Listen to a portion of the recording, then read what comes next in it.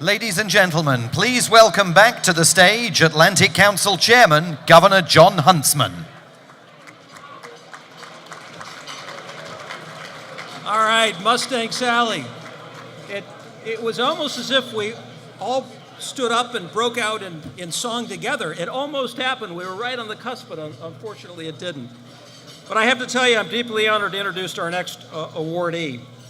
As a fellow Ford board member, and as the person who inspired me to buy a 662 horsepower, 5.8 liter V8 engine Shelby Mustang with an EcoBoost environmentally friendly engine, it's an understatement to say that Bill Ford is a special friend. He is one of those rare individuals who embodies a unique synthesis of visionary leadership and creative thinking while maintaining a steadfast commitment to progress and innovation. We refer to it as the future. As executive chairman of Ford Motor Company and great-grandson to Henry Ford, Bill bridges generations of leadership. He personifies the company's founding values and mission to improve lives through mobility and connectivity. And he does it with high ethics and with courage. Over 100 years ago, Henry Ford revolutionized transportation when he developed the Model T, transforming lives of millions of Americans and reshaping the landscape of American business.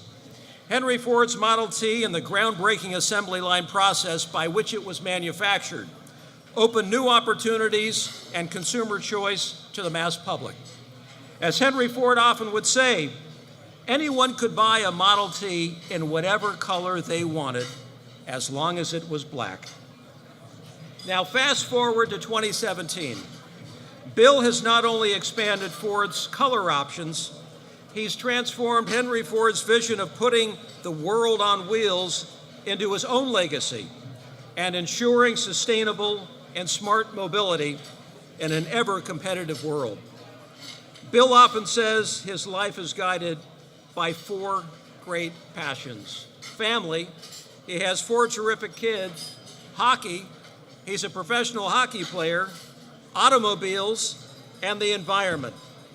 One might say now it's virtually impossible for the head of one of the largest global automakers to keep at least two of those passions in perfect harmony: autos and the environment. Bill, however, is the exception. In 2011, Bill gave a landmark TED Talk that overturned a century of conventional wisdom in the auto sector, that adding more cars to meet the needs of a growing population would lead to global gridlock. We needed better, interconnected solutions, he argued.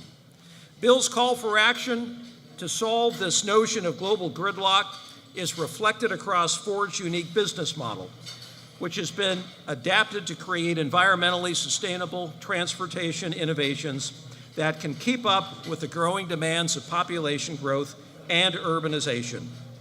In short, Bill and his great team are preserving what we've really come to take for granted in this country and indeed around the world, which is the freedom to move effortlessly around the world, thereby enhancing the quality of life for all. Bill, it is such an honor to have you here with us this evening. I cannot think of anyone more deserving of this terrific award. Ladies and gentlemen, please give a hand for Bill Ford, Executive Chairman of the Ford Motor Company.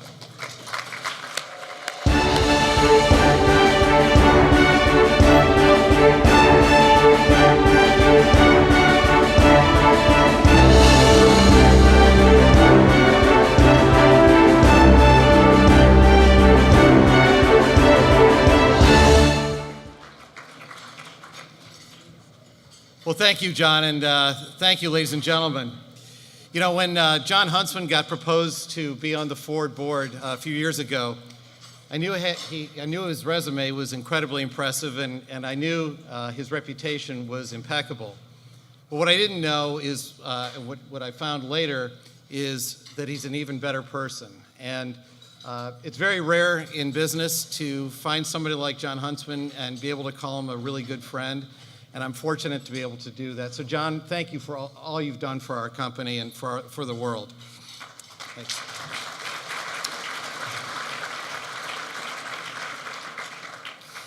My great-grandfather started the company in 1903, and he did it with a vision to make people's lives better. And that's something I've always tried to carry with me throughout my career. I joined Ford in 1979 as an environmentalist, and I quickly found out that wasn't a popular thing in the auto industry, and particularly back then. And in fact, I was told I should stop associating with any known or suspected environmentalist when I joined the board of Ford Motor Company. But that made no sense to me. I felt somebody had to build bridges between the communities and not just fire salvos. It was kind of a lonely trek through many of those early years, but it was well worth it. One of the things I'm most proud of is that this past year, Ford was named by Ethisphere Institute as one of the world's most ethical companies for the 8th year in a row. And we're the only company like ours to have done that. Thanks. Well, thank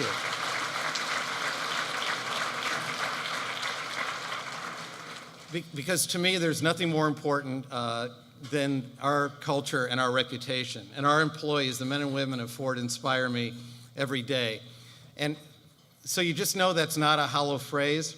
When we went through the worst times that I hope I'll ever see in 08, 09, when we were staring at the abyss and our two major competitors, domestic competitors, went bankrupt, I started getting flooded with letters and emails from our employees at all levels, from the plant floor, from our new employees saying, hey, Bill, don't give up. We can do this. And what really struck me is those are normally top-down messages, but they were all coming up to me, and I thought, my goodness, we can't let these people down. And they pulled us through. It was amazing. To the day I'm no longer here, I'll always remember what our employees did for our company. And that's something that I think is also worth saying, that companies aren't factories. They're not even the products they make. It's the people and their ideas and their hopes and their dreams. And I'm so proud to represent those people. We're on an interesting journey now. Ambassador Huntsman said that I gave a TED Talk in 2011 about the changing world, and boy, is it changing fast. Artificial intelligence, autonomous vehicles, electric vehicles, 3D printing, they're all here, they're all coming, and they're all going to be really, really breathtaking. But technology for its own sake doesn't make any sense. You always have to put people at the center of all those conversations and say, how is this technology actually going to make people's lives better? Because if it isn't, there's no point in doing it. And even if it's great technology, if you don't introduce it thoughtfully in a way that actually enhances people's lives, then you really haven't accomplished anything. And when I hear the conversations about all of these technologies, it's breathtaking. But often it's about the technology themselves and not how it's going to be applied to help make this world a better place and help make people's lives easier and give them back their most precious commodity, which is time. So I'm really excited about the future, and I'm very grateful to this conference for this award. And I'm very humbled to be in the company that I'm in tonight with the fellow recipients. So thank you all very much for this, and good luck to each and every one of you. Thank you.